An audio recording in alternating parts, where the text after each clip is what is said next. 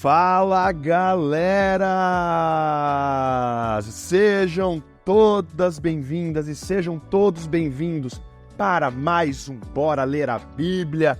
E no episódio de hoje, episódio final dessa temporada do livro de Neemias, vamos ler e estudar o último capítulo de Neemias, Neemias capítulo 13. Um final aí digno desses últimos 13 episódios, esses 13 dias que nós acompanhamos aqui a leitura. Então, já vão se ajeitando aí nas suas poltronas, cadeiras, sofás, cama, no carro, no trabalho, onde quer que você esteja. Meu nome é Pastor Gustavo Ferelli e este é o último episódio do Bora Ler a Bíblia, Neemias, capítulo 13.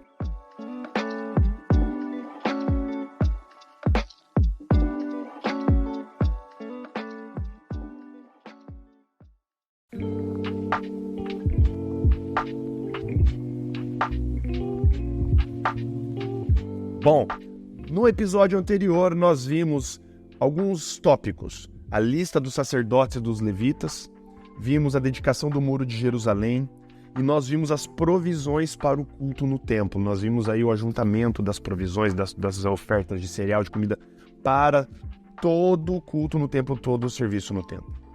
Agora, no capítulo 13, vamos ver diversas reformas realizadas por Neemias. Vamos descobrir aqui que Neemias sai por um tempo de Jerusalém, volta para a corte do rei Artaxerxes e depois de um tempo ele retorna de novo para Jerusalém. Nós não sabemos quanto tempo ele fica fora. Provavelmente deve ter sido por mais de um ano, porque você vai ver o tanto de coisa que aconteceu durante esse tempo. Não dava tempo para isso tudo ter acontecido só em alguns meses. O fato é que quando Neemias retorna, ele vê um cenário muito diferente daquele que ele tinha deixado, tipo um aninho depois. Mas vamos entrar de cabeça logo, vamos mergulhar aqui no texto, para a gente começar logo a discussão e a leitura. Capítulo 13, verso 1, na minha Bíblia, que está na Nova Versão Transformadora, começa assim. Naquele mesmo dia, lembrando, né, esse mesmo dia, no dia do coro, no mesmo dia da dedicação do muro, né, do capítulo anterior, naquele mesmo dia, enquanto o livro de Moisés era lido para o povo, encontrou-se escrito nele que jamais se deveria permitir que amonitas ou moabitas fizessem parte da comunidade de Deus. Isso está lá em Deuteronômio 23, dos versos 3 a 6, se vocês quiserem dar um pulo lá para Deuteronômio 23, versos 3 a 6, ordem expressa de Deus, que amonitas e moabitas não fizessem parte da comunidade. Por quê? Verso 2. Pois não tinham dado aos israelitas alimento e água no deserto. Em vez disso, tinham contratado Balaão para amaldiçoá-los. Nosso Deus, porém, transformou a maldição em bênção. Quando o povo ouviu esse trecho da lei, mandou embora todos os descendentes de estrangeiros dessa galera. Meu pai, deve ter sido tenso. Imagina os descendentes de moabitas, de amonitas. Lembrando que esses eram descendentes de Ló. Olha só, né, como que lá atrás, né? E os descendentes de Ló são os filhos de Ló com as próprias filhas dele, né? Aquela história pesadíssima quando eles fogem de Sodoma e Gomorra. Deram descendência aos amonitas e aos moabitas que negaram ajuda ao povo de Israel no deserto por eles terem negado, ainda terem chamado Balaão para tentar amaldiçoar o povo. E depois se converteu em bênção, Deus coloca essa restrição que amonitas e moabitas não poderiam conviver entre eles. E aqui eles têm que mandar embora todos os estrangeiros que estavam ali em Jerusalém. Vazare. Agora vem olha isso, gente. Antes de começar a ler o verso 4, né? Como a gente é rápido em esquecer as coisas, né? Como o ser humano é um bicho tenso. Não tem nem palavras. Verso 4. Antes disso, verso 4. O sacerdote Eliasibe, sacerdote, tá? Havia sido nomeado para supervisionar os depósitos no templo de nosso Deus. Olha só, ele era parente de quem? De Tobias. E tinha colocado à disposição dele, olha só, uma grande sala junto ao templo, para que Tobias, quem era Tobias? Era um dos inimigos do povo, que não estava querendo que o muro se reconstruísse. Ele era parente do sacerdote, provavelmente por casamento ali. Agora, não só Tobias encontra uma brecha para voltar para dentro de Jerusalém, como Eliasibe, o sacerdote, arruma uma sala dentro do pátio do templo para Tobias se instalar, cara. É como se fosse a casa de verão, a casa de passeio de Tobias. Não estava em qualquer lugar em Jerusalém, meu amigo, não. Estava dentro do templo. Você vê o nível de profanação da parada. Vamos continuar. Anteriormente, esse lugar era usado para armazenar as ofertas de cereal, o incenso, diversos utensílios do templo e os dízimos dos cereais, do vinho novo e do azeite, prescritos para os levitas, os cantores e os guardas das portas, e também as ofertas para os sacerdotes. Não, presta atenção. Esse sacerdote safado, Eliasibe, mano, como que, velho, cara, me dá nos nervos isso. O cara era sacerdote responsável pela adoração no templo. O cara tinha uma baita responsabilidade espiritual sobre o povo. O cara me pega uma das salas principais que era destinada para armazenar ofertas, incenso, todas as provisões que eram prescritas e destinadas para os levitas. Lembra da que a gente leu no capítulo anterior? Que todos concordaram em doar alimentos e provisões para os levitas e sacerdotes para que eles não trabalhassem, né? Não precisassem trabalhar para o próprio sustento, para eles se dedicarem exclusivamente ao templo. Agora, o sacerdote pega essa sala, esvazia essa sala e dá, olha só, pro bonitão do Tobias, porque era parente dele, né? Nada de novo embaixo do sol, sempre os conchavam entre família ali, nepotismo rolando pesado. E isso assim, pouco tempo depois que Neemias já tinha feito tudo aquilo que a gente leu nos capítulos anteriores. Todo mundo concordando e tudo mais, aquela alegria, né? Basta Neemias dar um tempinho ali, sai um pouquinho de Jerusalém, o rei sai, os ratos fazem a festa, né? Aí começa todo esse jogo de poder de novo, privilégios e tudo mais que a gente vê até os dias de hoje, dentro da igreja também. Cara, eu fico muito de cara. Verso 6. Nesse tempo, agora é explicado, né? Por que aconteceu toda essa zoeira. Verso 6. Nesse tempo, eu não estava em Jerusalém, pois tinha voltado a Artaxerxes, rei da Babilônia, no 32º ano de seu reinado. Mais tarde, porém, pedi sua permissão para regressar. Quando cheguei a Jerusalém, soube da maldade que Eliasibe havia feito ao providenciar para Tobias uma sala nos pátios do templo de Deus. Fiquei extremamente indignado e joguei todos os pertences de Tobias para fora da sala. Em seguida, ordenei que as salas fossem purificadas e trouxe de volta os utensílios do templo de Deus, as ofertas de cereal e incenso. Cara, Neemias voltou full pistola, descobre essa porcaria que Eliasibe tinha feito. Cara, ele joga tudo para fora. Ele não faz cerimônia não. Neemias era faca na bota. Neemias chega, arrebenta tudo, joga tudo pra fora, manda purificar. Fala, mas que porcaria é essa que tá acontecendo aqui? O cara é nosso inimigo declarado. Se Tobias tinha mantido comunicação com os nobres e oficiais de Jerusalém, tentando minar a reputação de Neemias, o cara era declaradamente contra a reconstrução dos muros de Jerusalém. Agora Eliasibe me coloca esse indivíduo para morar dentro do templo, uma sala dentro do templo, do pátio do templo. Não, isso era muita afronta, cara. Neemias sabia muito bem o que isso significava e essa tolerância era zero com isso. E ele mete o pé em tudo para fora. Olha só, e você vê como que as consequências, né? Como uma coisa leva a outra. Não está dizendo aqui claramente, mas eu vejo uma relação muito próxima entre esvaziar aquela parte do templo para um inimigo morar, com o que vamos ler aqui agora. Verso 10. Descobri também que os levitas não haviam recebido as porções de alimento que lhes eram devidas, de modo que eles, os cantores responsáveis pelos cultos de adoração, tinham todos voltado a trabalhar em seus campos. De imediato confrontei as autoridades e lhes perguntei por que o templo de Deus foi abandonado. Então chamei de volta todos os levitas e os coloquei de novo em seus postos. Assim, mais uma vez, todo o povo de Judá começou a trazer para os depósitos do templo os dízimos dos cereais, do vinho novo e do azeite. Cara, olha só como uma coisa leva a outra. Eliasibe, o sacerdote, o responsável por tudo ali, cara, tinha esvaziado aquela sala lateral do templo que era destinado para armazenar os cereais, as comidas, as provisões para os levitas e os cantores, para instalar o parente dele, o Tobias, né? Nossa, que chato, né? Agora, por conta disso, o próprio povo tinha parado de devolver as ofertas de cereais e tudo mais para o sustento dos levitas e dos cantores. E agora, quando Neemias retorna, os levitas estavam tendo que o quê? Lavrar, plantar, colher. Eles não estavam com dedicação pro templo. O templo estava abandonado. Pra você ver como que corrupção, cara. É uma desgraça, porque é um vírus que infecta e faz um strike e afeta todo mundo. Por causa da corrupção do sacerdote Eliasib em fazer um conchavo com um parente dele que era inimigo do povo de Israel, inimigo de Jerusalém, inimigo da construção do templo. As ofertas deixaram de ser recolhidas e os levitas dos cantores deixaram de atender ao templo e o templo ficou abandonado. Isso assim, cara, com um ano e pouco que Neemias tinha deixado. Toda aquela empolgação, toda aquela leitura do livro de Esdras, todo o povo, né, ali orando, todo mundo, né?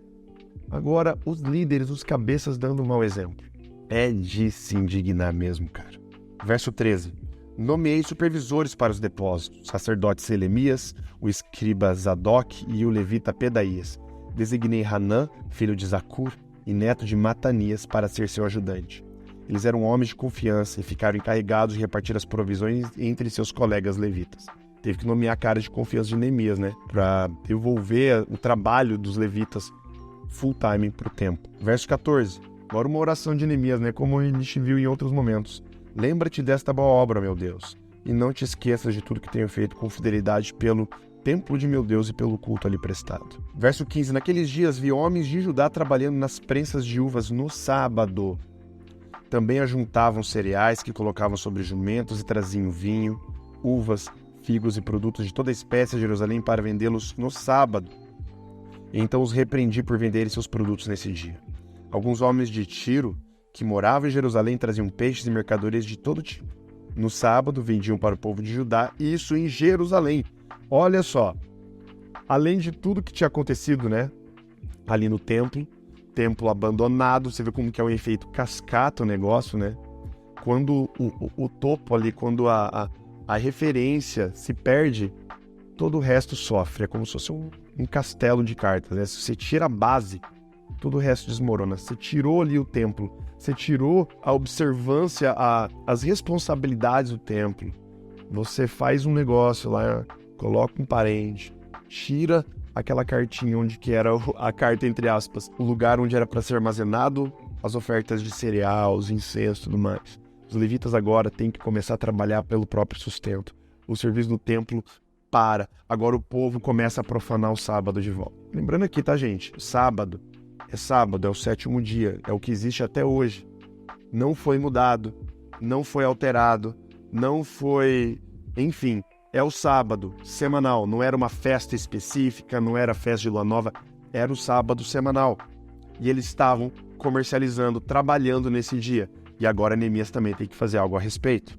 Verso 17. Assim confrontei os nobres de Judá e lhes perguntei: por que fazem tamanho mal profanando o sábado? Os nobres, né? Os ricos, os caras que estavam querendo ganhar sua grana, estavam ali profanando o sábado. Verso 18.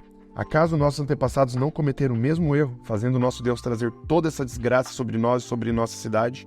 Agora vocês trazem ainda mais ira contra Israel ao permitir que o sábado seja profanado desse modo. Em seguida, ordenei que as portas de Jerusalém fossem fechadas no dia antes do sábado, assim que começasse a escurecer, e só fossem abertas depois que o sábado tivesse terminado. E aqui é interessante, né? Fala que assim que começasse a escurecer. Na cultura judaica, o dia começava no pôr do sol e terminava no outro pôr do sol. É por isso que, inclusive, até os dias de hoje, a observância do sábado pelos judeus, pelos adventistas do 7º dia, entre outras denominações, começa do pôr do sol de sexta-feira até o pôr do sol de sábado, por conta desse costume de que o dia começava no pôr do sol. E isso vem da onde? Vem de Gênesis 1, da criação, de toda a criação. Houve tarde e manhã o primeiro dia, houve tarde e manhã o segundo dia. Né? Como vindo lá de Gênesis, o dia começa ao entardecer e termina no outro dia. Continuando no verso 19. Enviei alguns de meus servos para guardar as portas, a fim de que não entrasse nenhuma mercadoria no sábado. Os comerciantes e vendedores de vários produtos acamparam do lado de fora de Jerusalém 1 ou 2 vezes, Mas falei duramente com eles: o que fazem aqui acampados ao redor do muro? Se fizerem isso de novo, mandarei prendê-los. E essa foi a última vez que vieram no sábado. Neemias era bravo, bicho. Então ordenei que os levitas se purificassem e guardassem as portas para manter o sábado como um dia sagrado. Mais uma oração. Lembra-te também desta obra, meu Deus. Tem compaixão de mim, de acordo com o teu grande amor leal. Verso 23. Nessa mesma época, vi que alguns homens de Judá haviam se casado com mulheres de Asdod, de Amon e de Moabe. Asdod aqui era uma outra nomenclatura para os filisteus. Então, olha só, o povo de Judá casando com filisteus, com amonitas e moabitas, que Deus tinha proibido. Além disso, verso 24, a metade de seus filhos falava a língua de Asdod, ou de algum outro povo, mas não sabia falar a língua de Judá. A língua de Judá era o hebraico. E ali, Neemias começou a perceber que a influência desses casamentos mistos que tinham sido nominalmente proibidos por Deus, não era por costume, mas era Deus que tinha proibido, estava não só minando, muito provavelmente ali, toda a adoração a Deus, mas também eles estavam perdendo a própria cultura, a identidade cultural deles, que era a língua, que era o hebraico. Ele começou a ver que a molecada que estava crescendo ali estava falando metade, estava falando qualquer outra língua, né? Talvez um aramaico ou uma mistura ali do aramaico com a língua dos filisteus, e outra metade só sabia falar o hebraico. Verso 25. Agora é pesado, por isso confrontei esses homens e invoquei maldições sobre eles. Bati em alguns deles e arranquei seus cabelos. Também os fiz jurar em nome de Deus que não permitiriam que suas filhas se casassem com os filhos dos povos da terra, nem que as filhas deles se casassem com os filhos ou com eles mesmos. Neemias aqui, cara, vem pesado. Falou que, inclusive, ele bate em alguns deles, né? Eu não concordo com isso, não concordo com o método de Neemias, mas, enfim, ele bateu e diz que ele arranca os seus cabelos. Era um costume, né? Era uma questão de desonra você arrancar as barbas das pessoas ali naquela região. Você tirar a barba da pessoa era um motivo de extrema vergonha e humilhação. E, com certeza, Neemias deve ter mandado arrancar a barba dessa galera para mostrar para eles assim, olha, não façam e não repitam isso. E ele dá o motivo aqui também, olha no verso 26. Não foi exatamente isso que levou Salomão, rei de Israel, a pecar? Perguntei-lhes. Não havia nenhum rei igual a ele entre as nações, e Deus o amou e o fez rei sobre todo Israel. Até mesmo ele, porém, foi levado a pecar por suas esposas estrangeiras. As esposas estrangeiras, nós já estudamos sobre isso, vinham com suas religiões pagãs, e ali, cara, Salomão, né, faz templos pagãos para todos os deuses de todas as suas esposas e concubinas, para cada uma adorar o seu próprio Deus. Isso acabou também contaminando o próprio Salomão e interferindo no relacionamento de Salomão com Deus e todo o povo de Israel também por consequência. E a gente vê, né, como que um simples ato ali pode levar à ruína de todo um povo. Verso 22. Como puderam ao menos pensar em cometer essa grande maldade e serem infiéis a Deus casando com mulheres estrangeiras? Um dos filhos de Joiada, filho do sumo sacerdote Eliasibe, havia se casado com uma filha de Sambalate, o Horonita. Por isso expulsei da minha presença. Olha aqui de novo, né? De novo aparecendo aqui com o resultado de uma semente ruim. Você vê ali o Eliasibe, o sacerdote, aquele que tinha trazido Tobias para morar dentro do pátio do templo. E olha que interessante, né? Um dos filhos dele tinha casado com uma filha de Sambalate. Quem que era esse Sambalate? Um outro inimigo do povo. Cara, o que passava na cabeça desse Eliasibe, velho? Ele comia terra, certeza, não é possível. O cara, além de trazer Tobias, um dos inimigos, para dentro do templo, um dos filhos dele agora casa com uma das filhas de Sambalate, que era um outro inimigo. E agora ele expulsa esse cara, ele expulsa um dos filhos de Joiada, filho do sumo sacerdote de Eliasibe, ele expulsa da presença. E aí, segundo relatos, muito provavelmente ele foi para Samaria e fundou um templo dele lá no Monte Gerizim, onde se começa a adoração também no Monte Gerizim, né? Então ele é expulso, sai dali e fala, vou montar meu próprio templo. Foi lá para Samaria e montou o templo dele. Mais uma oração de Neemias, verso 29. Lembra-te deles, ó meu Deus, pois profanaram o sacerdócio e a aliança dos sacerdotes e dos levitas. Realmente eles profanaram, pisaram na bola rude. Verso 30. Assim, eliminei tudo que era estrangeiro e designei tarefas específicas para os sacerdotes e os levitas. Também me certifiquei de que a provisão de lenha para o altar e os primeiros frutos da colheita fossem trazidos nas datas estabelecidas. Lembra-te disso em meu favor, ó meu Deus. E assim terminamos o livro de Neemias. E cara, o livro de Neemias termina com um otimismo, mas ao mesmo tempo com um choque de realidade. Que por mais que Neemias tivesse feito todas as reformas que tinha feito naquele tempo, não ficou quase um ano fora. Quando ele retorna, já tinha descambado quase tudo. Isso mostra pra gente, isso leva a gente a ver qual seria ali o destino dessa galera. O que eles iriam seguir dali pra frente. Sem alguém puxar as rédeas ali, a tendência do povo era descambar e não tava mais nem aí. O que acontece, né? Quando a gente termina aqui o livro de Neemias, cronologicamente, a gente vai depois lá para os profetas Zacarias, Malaquias, a gente vê como que já está a situação do povo nessa época. Meu pai, vocês vão ver depois quando a gente estudar esses livros, como que a galera descamba de vez. Então, assim, o choque de realidade o povo é mau, o povo se afasta de Deus, mas a grande outra realidade é que por mais que o povo sempre se afastasse de Deus, é sempre Deus indo atrás do homem. É sempre Deus indo em busca do homem, porque é sempre o povo fugindo, é sempre o povo desrespeitando, sempre o povo colocando os próprios interesses na frente de todo o resto. E nada mudou até hoje, né? Somos egoístas, somos mesquinhos, e a gente sempre tenta favorecer o nosso lado, e a gente não busca o reino de Deus e a justiça dele, para que todas as outras coisas sejam acrescentadas. A gente faz justamente o oposto. A gente tenta acrescentar todas as coisas para depois buscar o reino de Deus e a justiça dele. Mas a gente sabe que essa fórmula, a ordem dos fatores, altera sim o produto. Mas terminamos aqui o livro de Neemias. Espero que vocês tenham gostado. Eu gostei muito desses últimos 13 episódios. O retorno aí do Bora Ler a Bíblia.